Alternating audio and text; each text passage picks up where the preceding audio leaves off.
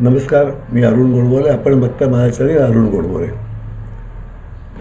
एकदम वेगळ्या विषयावरती आज काही माझं मनोगत व्यक्त करायचा माझा विचार आहे. मध्यंतरी आपला कल्पना मी आजारी होतो 2 महिने हॉस्पिटलमध्ये. नंतर घरी आलो. घरी येताना प्रश्न असा आला की हॉस्पिटलमध्ये 24 तास कोणतरी अटेंडंट असतो, घरी कोण बघणार? सुदैवानं माझ्या घरी माझा मुलगा, सून, नातवंड आहेत, ते बघत होती. पण त्यांच्याकडे नाही, तिने काय करावं? आणि मग त्यातनं मला विषय सुचला की अशा काही सर्व्हिसेस साताऱ्यात आहेत का? पुण्या मुंबईत आहेत असं मी ऐकून होतो, ज्याला हेल्थ केअर सर्व्हिसेस म्हणतात. पण साताऱ्यात आहे, साताऱ्यात अशा सर्व्हिसेस आहेत. काय झालं आहे की बदलत्या आर्थिक परिस्थितीमुळे एकत्र कुटुंब राहिली नाहीत, विभक्त झाली. विभक्त झाल्यानंतर मुलं किंवा मुली नोकरीनिमित्त परगावी किंवा परदेशात गेल्या आणि साधारण 60 नंतर म्हातारी दोघंच घरी राहिले. अशा वेळेला त्यातलं कोणी आजारी पडलं तर ती सेवा शुश्रूषा कोण करणार? किंवा क्वचित एखाद्या ठिकाणी मुलगा, सून, नातवंड आणि आईवडील असे एकत्र असतात.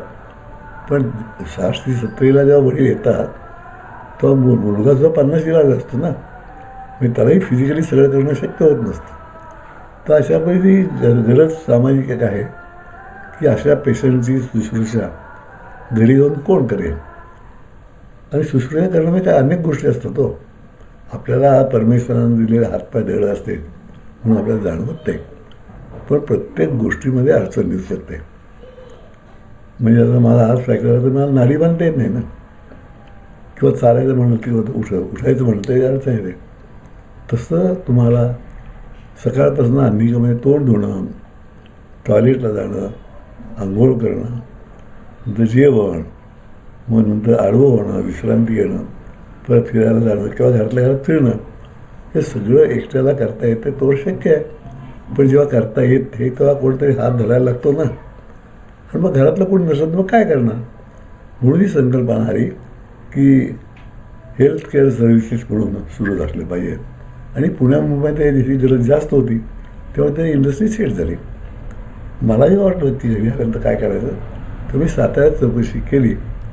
आणि मला सुदैवानं आमच्या चिंतामणीला एक वॉर्डबॉय होता, दसके म्हणून, त्याच्या ओळखीला एक माणूस मिळाला. तो 12 तास येणार रात्री, दिवसा काय करायचं?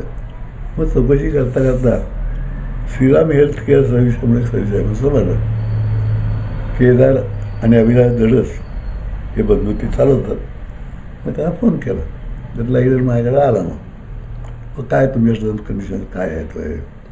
तर 12 तासाला अमुक पैसे रे. पैसे असं आहे ना, एक माणूस 12 तास तुमच्याकडे काम करणार, हे योग्य ते पैसे द्यायलाच पाहिजेत ना. पण ते पैसे ठरल्यानंतर त्यांनी काय काम करायचं? तर या 12 तासामध्ये पेशंटनी ज्या ज्या गरज असतील, म्हणजे तोंड धुण्यापासून ते टॉयलेटपर्यंत, आंघोळ करणं किंवा स्पंजिंग करणं, जे गरजपर्यंत ती सगळी करायची. आणि हे काम सोपं नाही. मी माझ्याकडे त्यातला एक माणूस नेमला आणि तो आता गेले महिनाभर येतो आहे. आणि विशेष काय आहे की ही माणसं जेव्हा आपल्याकडे येतात तेव्हा ती घरातले होऊन जातात ना. जो माणूस 12 तास तुमच्याबरोबर आहे, म्हणजे पेशंटबरोबर आहे, तो तुमच्या घराचा एक घटकच बनून जातो. तुमच्या घरातल्या होणाऱ्या गोष्टी, होणारे संवाद, व्यवहार हे सगळे त्याला कळत असतात. तेव्हा असा माणूस विश्वासू असणंही आवश्यक असतं. म्हणजे एक तर सेवा व्हावी पाहिजे, मन लावून काम केलं पाहिजे. कारण काम तसं कष्टाचं आहे ना. आपली धुणं आणि दुसऱ्याही धुणं यात फार फरक आहे, पण ते करायला लागतं त्याला. तर ही कामं करता करता परत ही सगळी नियत चांगली असणं हे सगळं अवघड काम आहे. म्हणून मग मी त्या जे दरज बंधू आहे ते त्या दोघांचा इंटरव्ह्यू घेतला गेला आणि काय काय गोष्टी काय काय मी केलं हे विचारून घेतलं.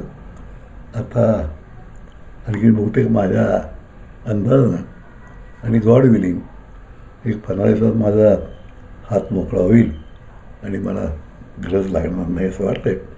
पण गेले 1.5-2-2.5 महिने हा अविनाश दडसनी इतकी माझी सेवा केली आहे की जण नव्हते. आणि तो रात्री खरात म्हणून आहे, म्हणजे काही परकेपणा वाटत नाही. सर ही मुलं लहान आहेत ना आपल्या देशात. आता मी 80-35 मुलं आहेत, तेव्हा वाटेल त्यामुळे सांगू शकतो, त्यांचे गरज कान उठू शकतो. ते काय वर्गाने त्यात मार्गदर्शन करू शकतो. असं एक वेगळा ऋणानुबंध तयार झाला. पण त्या दोघांची मुलाखत घेतल्यानंतर जे मला तथ्य समजलं की अशा तऱ्हेचा व्यवसायाचा सातारा किंवा परिसरात काय आहे परिस्थिती, तर ते मला असं आश्चर्यकारक वाटलं. ती कल्पना मलासुद्धा नव्हती, तुम्हाला तर असणारच नाही.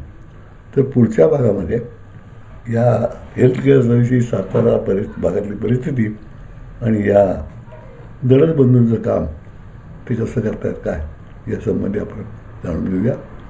तोपर्यंत अर्थातच नमस्कार.